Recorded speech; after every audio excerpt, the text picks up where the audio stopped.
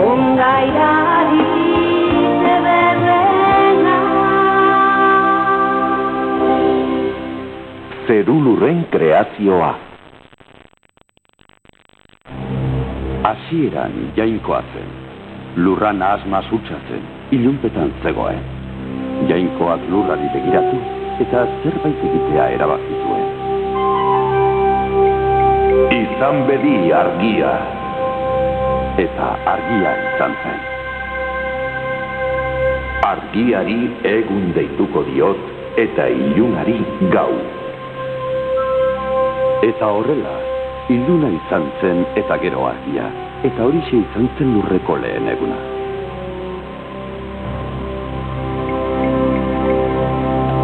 Jainkoa sortzen hasia zen. Egin zuen hurrengo gauza lurrari sabaia ematea izan zen. Sabaiari zeru deitu zion eta hodeiez bete zuen. Eta hori lurraren bigarren eguna izan zen.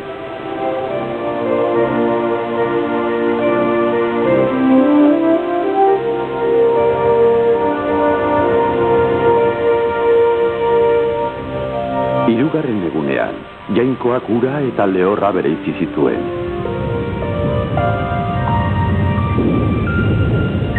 Jainkoak gauza mota oro egin zuen lurrean ipintzeko. Arkaitzak eta mendiak, aranak, basamortuak eta hondartzak.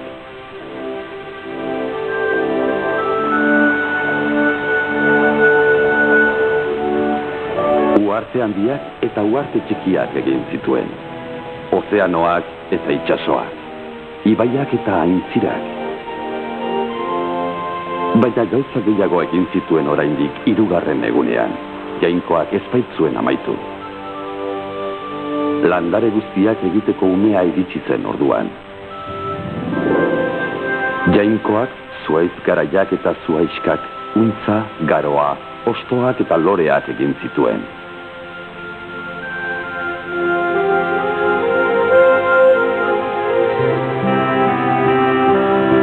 Bakoitzari bere neurri, kolore, itxura eta usain berezia eman zion.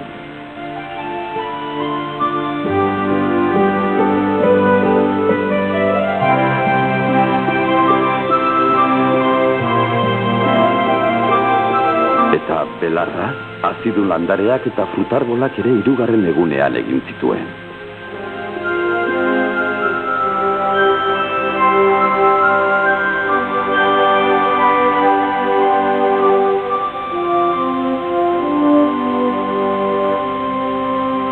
Laugarren egunean, Jainkoak argi distiratsua egin zuen zeruan.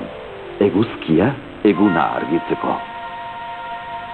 Eta zilarrezko argia, ilargia, gauari argi pixka bat ematearren.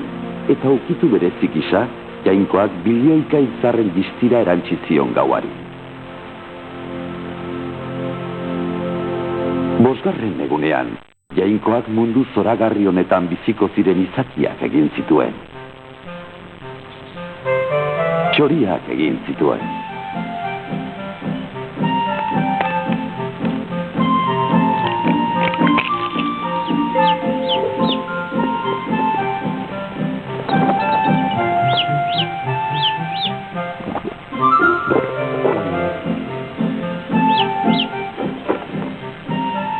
Txori gehiago.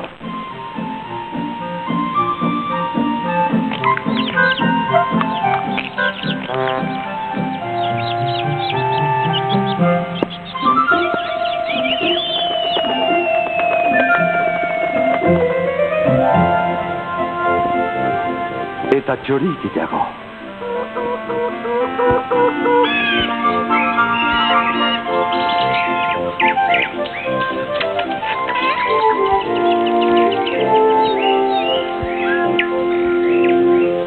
Eta ibaietan, ozeanoetan, itsasoetan eta intziretan arrainak egin zituen Jainkoak.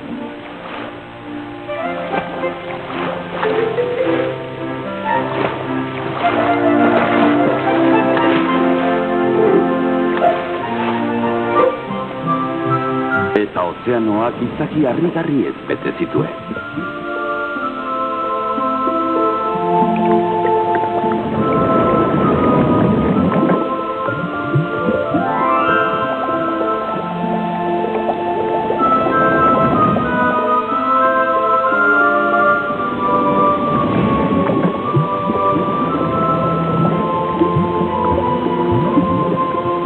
Eta hori izan zen 5. egunaren amaiera.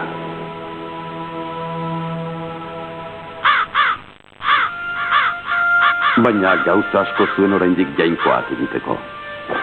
6. egunean, gainerako animaliak egiteko unea heldu zen.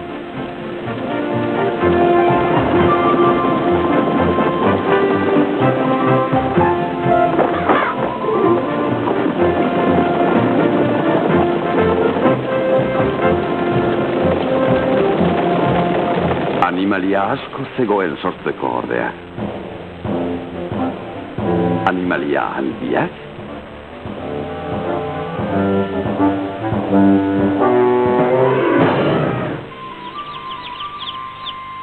eta animalia txikiak.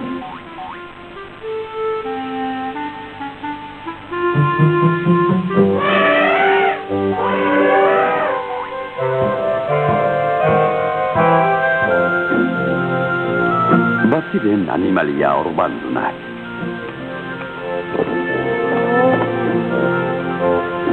Baita adardunak ere.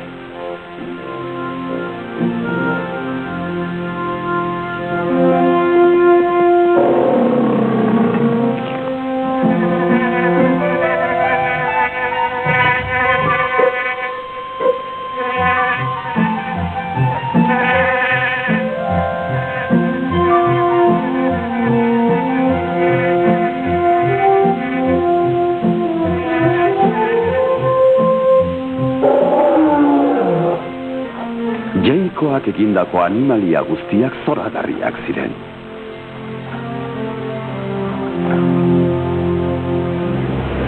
Seigarren egun honetan, Jainkoak oso gauza garrantzitsu bat egin zuen.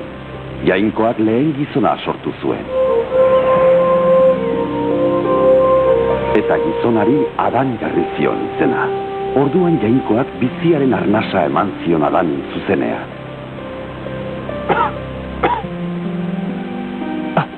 Non nago?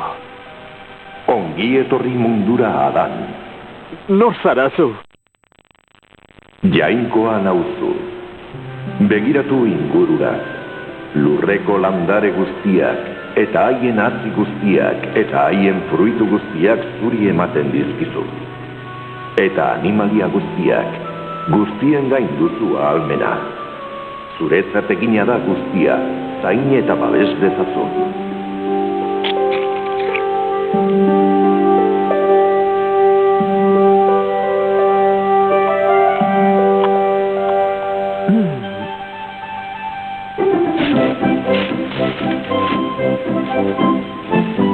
Eseri, ea, eseri, mesedez.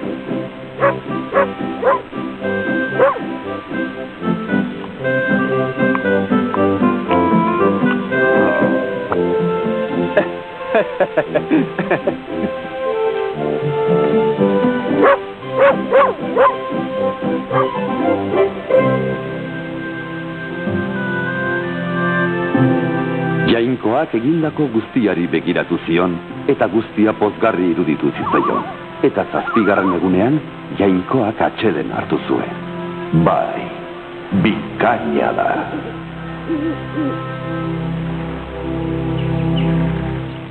Orduan Jainkoak, Adanentzako bizilekurik ederrena egin nahi izan zuen. Horrela beraz, Jainkoak lorategi eder bat egin zuen Adan bertan bizi zedin, Edengo baratzea deitu zion. Jainkoak ibai eder bat ezarri zuen baratzearen erdian, eta gero ibaia beste 4 ibai ederretan banatu zuen.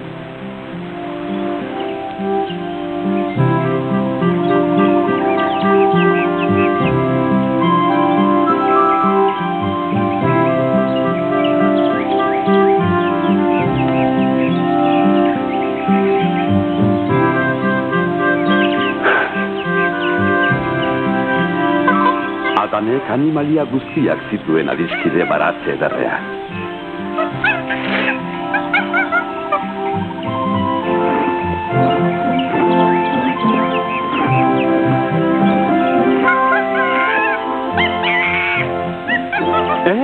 Aizu, bakaidazu.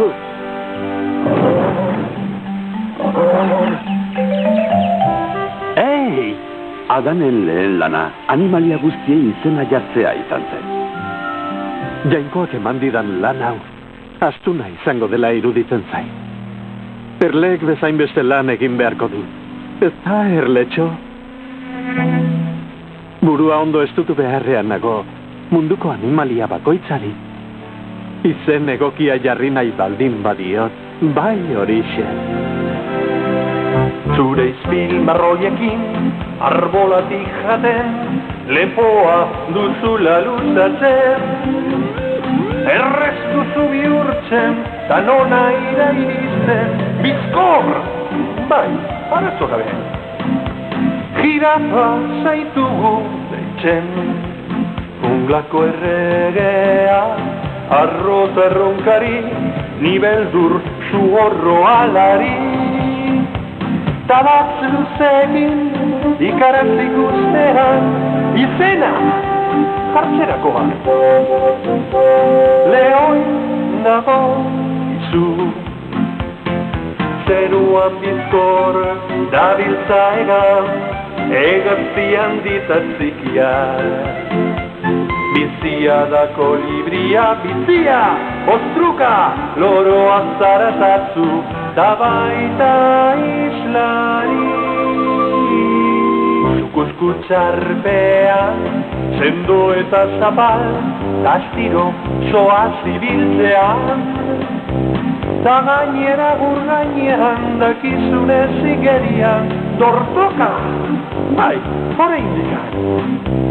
Betiko beharko izan, itzazoko haiek arrainak dira, izokina balea eta bar.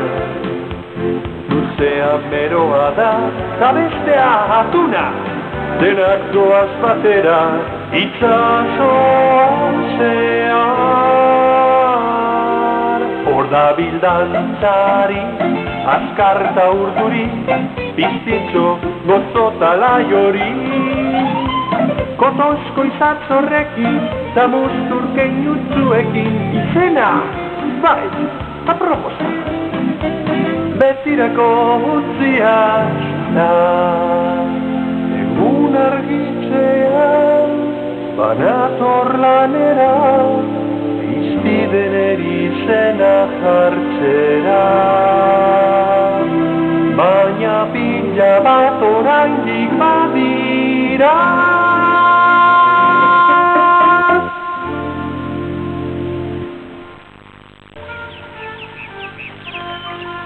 Lagun maitea daukazula dirut.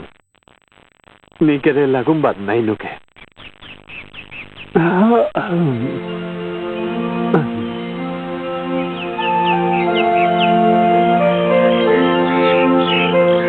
Animalia asko zegoen izendatzeko. Adan azkenean nekea jota geratu zen, bakoitzari ze izen eman asmatu ezinik. Jainkoak lokartuta ikusi zuen. Adanek oso bakarti zirudien.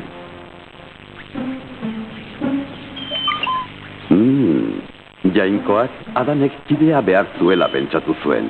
Ondoan izango zuen norbait. Beste gizaki bat egiteko unea iritsi zela erabaki zuen jainkoak. Gauzak horrela, emakumea sortu zuen.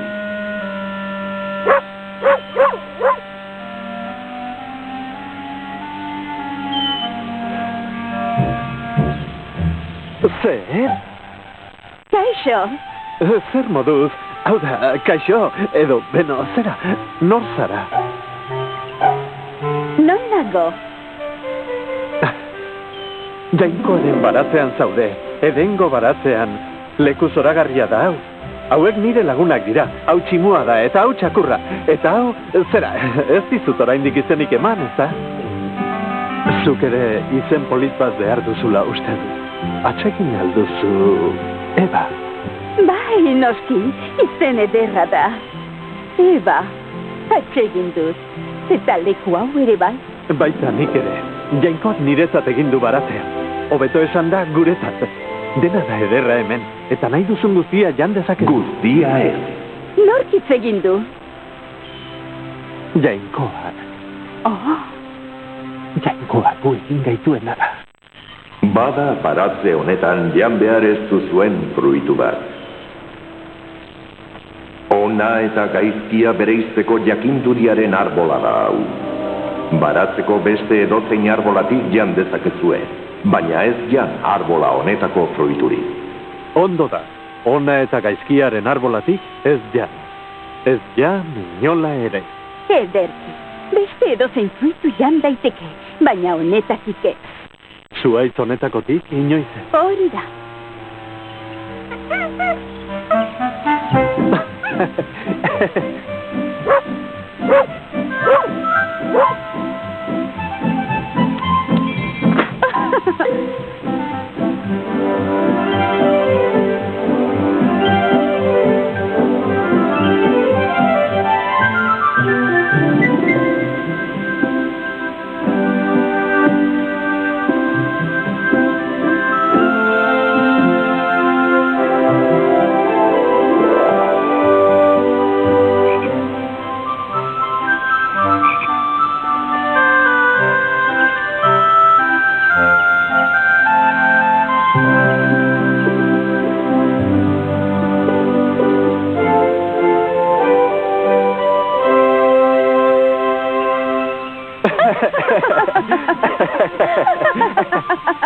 Eta horrela, Adan eta Eva zoriontsu bizi izan ziren Edengo baratzean, baina egun batean... Fruituak jan eta jan, zorioneko baratzean, la la la la la la.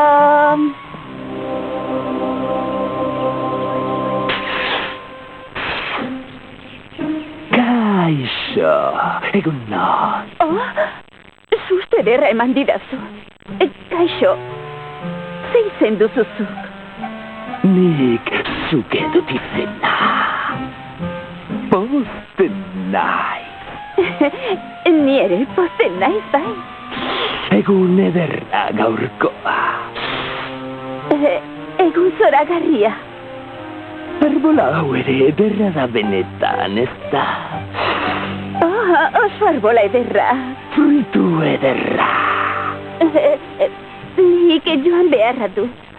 Zaitez, Joan, oraintxe bertan hasi gara eta elkar ezagutzen. Ez dituzu nire sentimenduak mindu nahiko, ez da? Ez, noski. Ederki, biok adiskide onak izatea nahi baitut, lagun minak.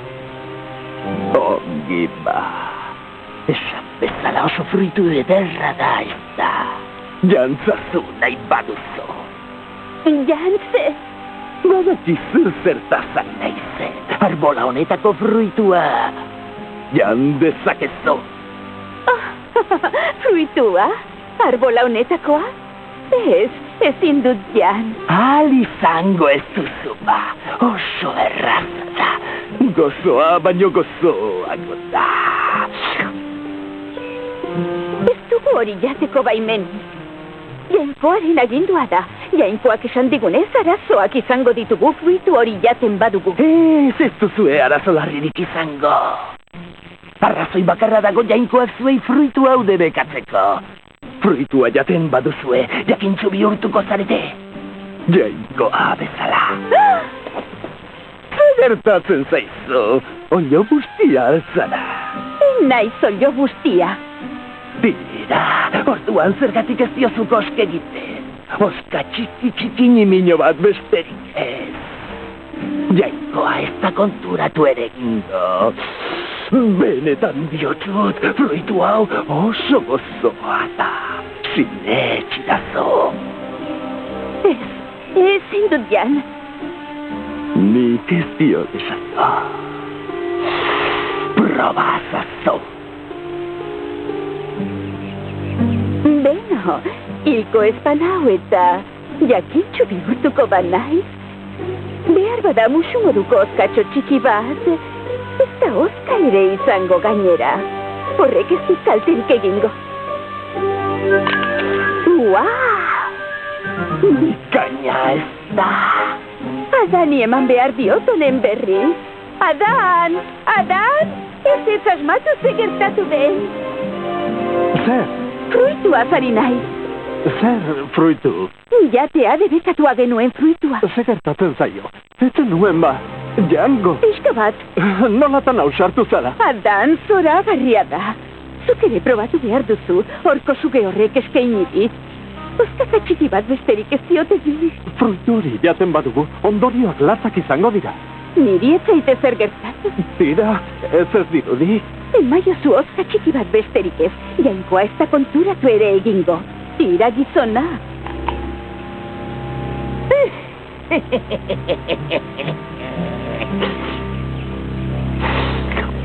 Ez dakit, ona da, baina bapatean ikara nabaritu dut gorputzean. Nola esango nizuke, ez dakit, biluzik, sentitzen naiz. Aiene, erabat biluzik nago. Bai, biluzik. Ene, ni ere biluzik nago.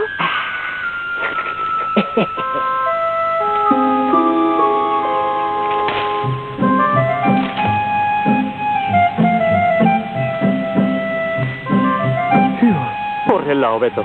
Zergatik egin ote dugu alakori? Jainkoa datorrela uste dut. Arazoak izango ditugu. Oso larria. Gureak egin duela uste dut.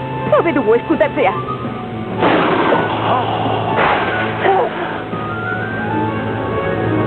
Adan, Eva, zertan ari zarete? Zera, eskutuka. Zergatik? Ezken nuen zuk horrela ikusterik nahi. Oker bat egin dugu. Ikaratuta gaude. Ze gertatu da ba? Ona eta gaizkia bereizteko jakinduriaren arbolatik janduzue? Bai, baina bere errua izan da, berak bultzatu nau. Ez da nire errua izan. Zubetzar horrek bultzatu nau horretara. Hau zoritxarra, ez duzue nire agindua bete. Sentitzen dugu. Benetan sentitzen dugu. Niri bosta sola. Ze gertatuko zaiban niri. Izuge sabel gainean arrastaka ibiliko aiz eta hautsa jango duk eure bizitza osoan. Jendearen beldur izango aiz eta jendea ire beldur. Hau izango duk ire betiko zigorra. Eta zuek Adan eta Eva, nire ustea zuengan jarrita ala ere nire agindua bete ez duzuelako, baratzea utzi beharko duzue. Erraza zen hemengo bizitza zuentzat, baina ez da hain erraza izango kanpoan. Gogotik egin beharko duzue lan, eta zuen seme-alabek ere gogotik egin beharko dute. Oinatzea eta samina zer diren jakingo duzue. Hartu jantzi hauek hemendik irteterakoan nozik ez izateko. Eta orain, zoazte.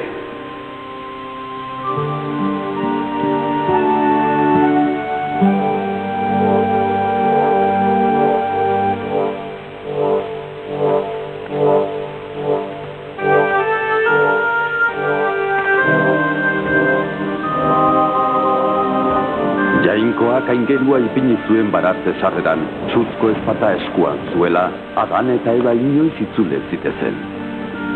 Baina naiz eta Adan eta Eba Jainkoaren esanekoak ez izan, naiz eta baratzea ustera behartu, Jainkoak maite zituen ala ez. Asko sentitzen dut, Eba. Nik ere sentitzen dut, Adan. Orain biok bakarrik gaude beraz. Ez hain bakarrik.